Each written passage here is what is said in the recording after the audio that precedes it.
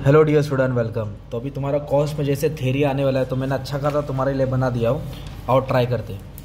Topic है integrated system. Integrated का मतलब क्या होता है? आपने देखा रहेगा जब नल होता है घर में, नल इधर से इधर जाने का रहता है तो एक कनेक्टर आता है ना जो जोड़ता है। तो इधर कॉस्ट और फाइनेंशियल अकाउंट साथ में बनता है। कॉस्ट और फाइनेंशियल रिकॉर्ड साथ में, उसको बोलते हैं integrated system.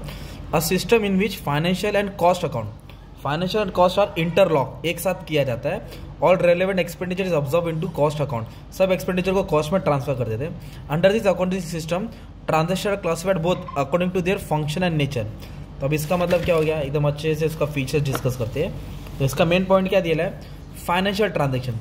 The integrated system record beside internal costing transaction other financial item not normally required for cost accounting. मतलब क्या दिया है, जो कैपिटल एक्सपेंडिचर होता है, बड़ा बड़ा खर्चा होता है, creditor, debtor, share capital and prepayment are accrual open, मतलब इसको अलग से ओपन किया जाता है। मतलब सबसे पहले अपन एडवांटेजेस पे ध्यान देते हैं। तो इंटीग्रेटेड से फायदा क्या होता है, no separate financial account maintain, मतलब कॉस्ट और फाइनेंशियल अकाउंट अलग अलग बुक बनाने की जरूरत नहीं है। पहला फायदा ये है, जब अलग अलग बुक बना भी नहीं रहे तो उसको रिकंसाइल भी नहीं करना है, बैलेंस भी नहीं करना है। There is no need for reconciliation between financial and cost account. जब अलग बनता है तो रिकंसाइल करना पड़ता है। क्रॉस चेक इंश्योर्स एक्यूरेसी, तो इजी क्रॉस चेक हो जाता है कॉस्ट और एफए के बीच में।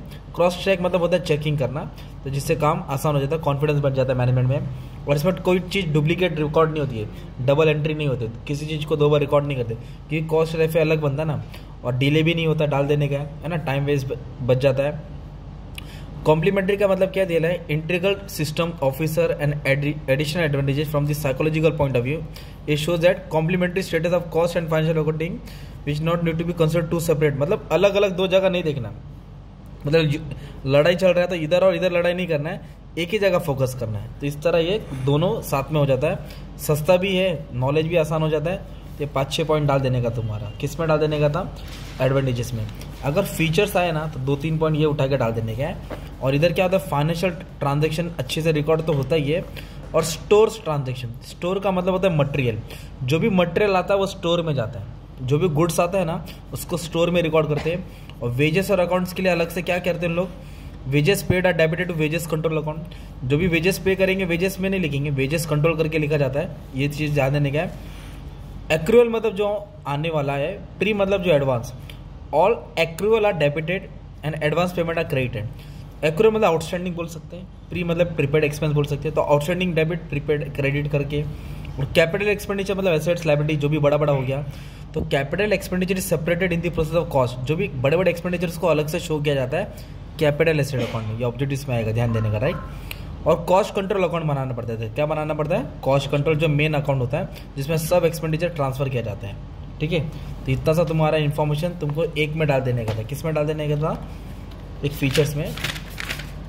और तुम लोग एक काम कर सकते हैं, इसमें क्या करने का मालूम है क्या, एक चीज़ बताने का था। इधर है बंटी, एक सेकेंड आज बता दो। इंटीग्रेटेड है, स्टोर लेजर ही नहीं दिया है, हाँ बैंक अकाउंट डायरेक्ट खरीदा है, स्टोर लेजर, ये तो सब लेजर ही है।